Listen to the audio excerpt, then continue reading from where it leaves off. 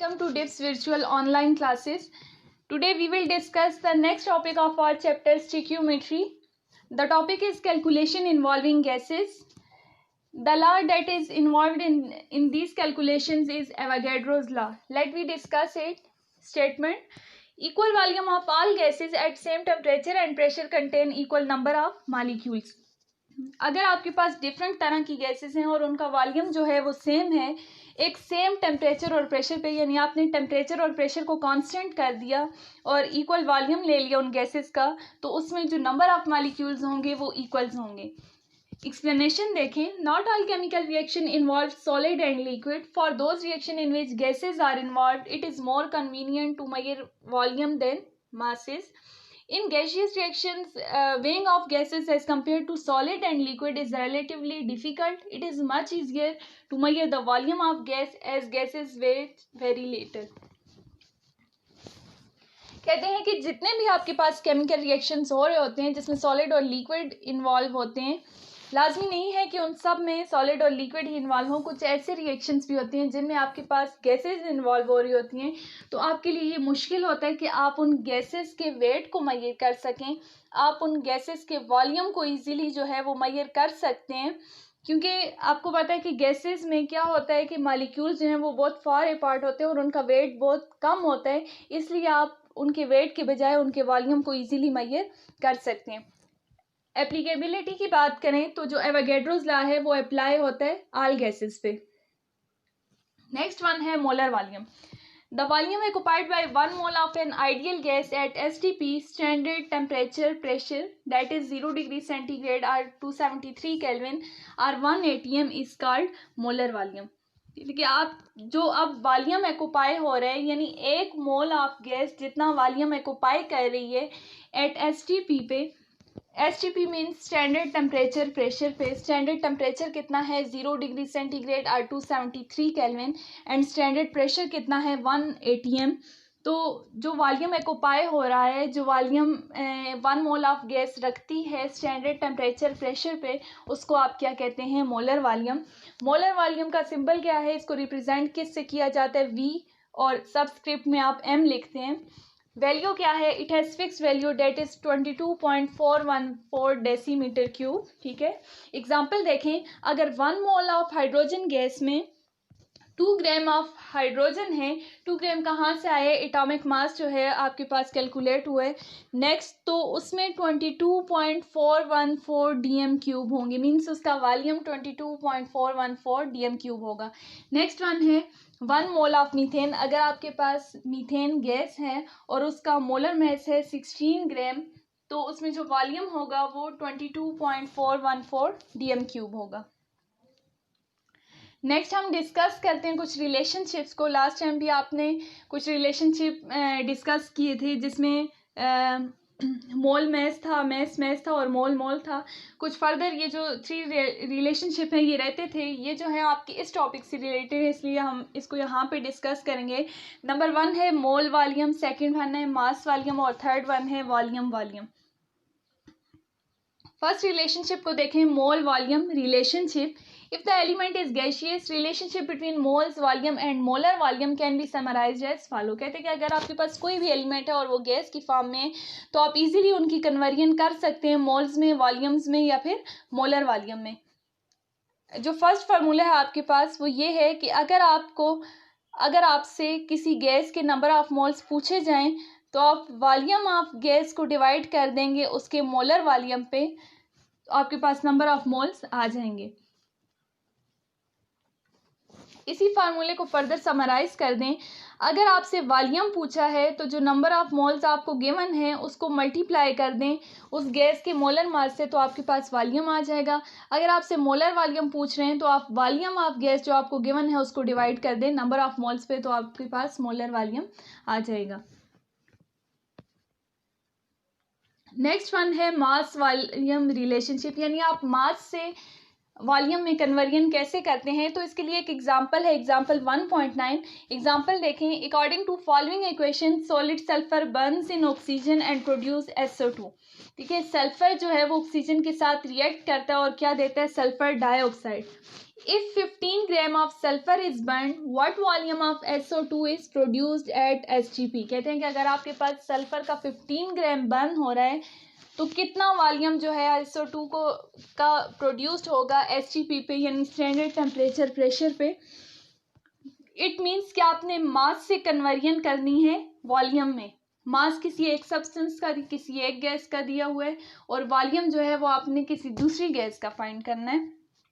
Given equation देखें, आपने पढ़ा था स्टिकियोमेट्री में कि जो फर्स्ट स्टेप होता है वो ये होता है कि आप देखते हैं कि आया कि जो आपके पास इक्वेशन है वो बैलेंस है या नहीं। इक्वेशन को बैलेंस देखने के लिए आप नंबर ऑफ एटम्स देखते हैं। तो यहाँ पे देखें, सल्फर का एक एटम है, ऑक्सीजन के 2 एटम्स हैं। प्रोडक्ट में देखें, सल्फर का एक एटम है और ऑक्सीजन के 2 एटम है। इट मीन्स कि जो केमिकल इक्वेशन है वो बैलेंस है। फर्स्ट स्टेप आपने देख लिया।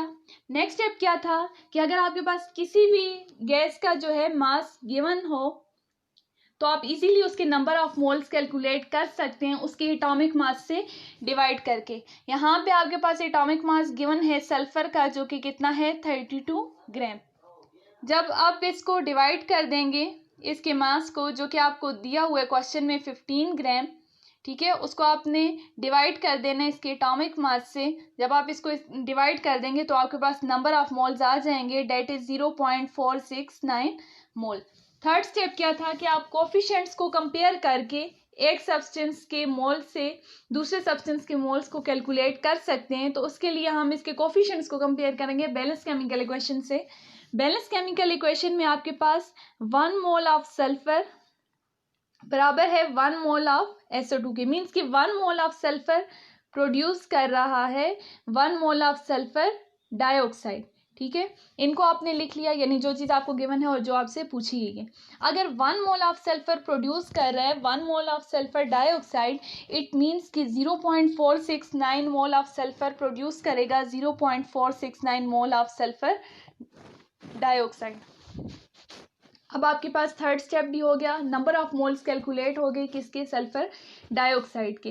अब आप इससे इजीली जो है वॉल्यूम कैलकुलेट कर सकते हैं। फार्मूला क्या है, number of moles is equals to volume divided by molar volume. Number of moles कितने हैं, 0.469 मोल।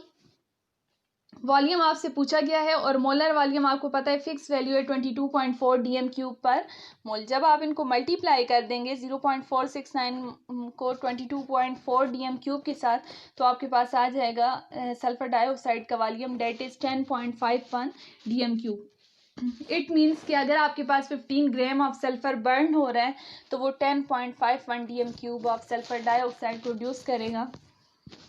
तो इस टॉपिक में आपने स्टडी किया कि आप कैसे जो है वो मास को कन्वर्ट कर सकते हैं वॉल्यूम में। नेक्स्ट है आपके पास जो लास्ट रिलेशनशिप है वो है वॉल्यूम वॉल्यूम रिलेशनशिप, यानी आपको किसी एक गैस का वॉल्यूम गिवन में दिया हुआ है और आप उसी वॉल्यूम से किसी दूसरी गैस का वॉल्यूम कैलकुलेट कर रहे हैं बैलेंस केमिकल इक्वेशन से। तो इसके लिए आपके पास एग्जांपल है, एग्जांपल 1.10 जो कि आपकी बुक से ही ली गई है। What volume of chlorine gas would be needed eight SGP to produce 10 dm³ of hydrogen chloride gas in presence of excess of H2 according to following equation। आपको क्वेश्चन में given है 10 decimetre cube of hydrogen chloride, ठीक है, और आपसे पूछा क्या जा रहा है कि कितना वॉल्यूम जो है वो प्रोड्यूस होगा क्लोरीन गैस का। गिवन आपको किसका है, हाइड्रोक्लोरिक एसिड का, हाइड्रोजन क्लोराइड का, जो कि 10 dm³ है, और आपसे पूछा जा रहा है किसका, क्लोरीन गैस का वॉल्यूम पूछा जा रहा है। सबसे पहला स्टेप क्या है, आपने बैलेंस केमिकल इक्वेशन को देखना है कि वो बैलेंस है या नहीं, यानी नंबर ऑफ एटम्स दोनों साइड पे बराबर हैं या नहीं। तो लेफ्ट हैंड साइड पे देखें हाइड्रोजन के 2 एटम्स हैं, क्लोरीन के 2 एटम्स हैं। राइट हैंड साइड पे देखें 2 हाइड्रोजन के एटम्स हैं और 2 क्लोरीन के एटम्स हैं। अब आपने क्या करना है, इस बैलेंस केमिकल इक्वेशन से देखना है कि इनमें नंबर ऑफ मोल्स कितने हैं। 1 मोल ऑफ हाइड्रोजन गैस है, ठीक है, जिसमें वॉल्यूम कितना है 22.4 dm³। नेक्स्ट वन है 1 मोल ऑफ क्लोरीन गैस है जिसमें वॉल्यूम कितना है 22.4 dm³। नेक्स्ट है आपके पास 2 मोल ऑफ HCl है। आपको पता है 1 मोल में 22.4 dm³ है, तो 2 मोल में कितना होगा, आप 22.4 को 2 से मल्टीप्लाई कर देंगे तो यह आ जाएगा 44.8 dm³। ठीक है, अब आप इनके नंबर ऑफ मोल्स को कंपेयर करेंगे। 2 मोल ऑफ हाइड्रोजन क्लोराइड, जो चीज़ आपको गिवन है आप उसको लेफ्ट हैंड साइड पे लिखेंगे और नंबर ऑफ मोल्स देखेंगे। हाइड्रोजन क्लोराइड के कितने मोल्स हैं, 2 मोल्स हैं। ठीक है, और राइट हैंड साइड पे आप उस चीज़ को लिखेंगे जिसको आपको फाइंड करना है। इसके मोल्स देख लें। क्लोरीन गैस का वॉल्यूम आपसे पूछा जा रहा है, मोल्स कितने हैं, 1 mole of chlorine gas. Balance chemical equation से ही वॉल्यूम देखते हैं।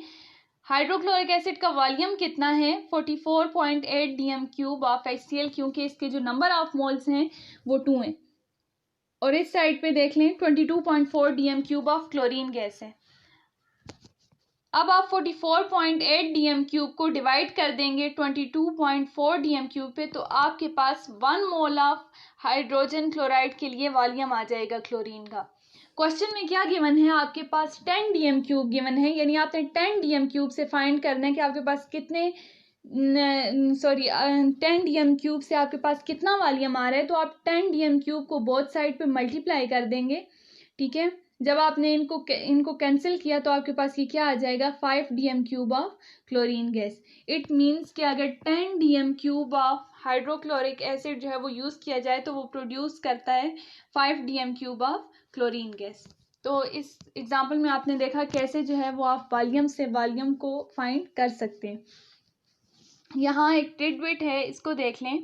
कहते हैं कि equal volume of different gases contain the same number of particles whereas equal mass of different gases do not contain the same number of particles. Volume जो है वो constant हो अगर डिफरेंट गैसेस का तो उसमें नंबर ऑफ पार्टिकल्स बराबर होंगे, लेकिन अगर डिफरेंट गैसेस का जो है वो मैस सेम है तो उसमें नंबर ऑफ पार्टिकल्स बराबर नहीं होंगे। ये आपका एवोगैड्रो लॉ है, जबकि मास के लिए ऐसा कोई लॉ नहीं है। इसलिए जो है वो equal volume of gases different gases में नंबर ऑफ पार्टिकल्स बराबर होते हैं। Okay, I hope you understand well. Thanks for watching.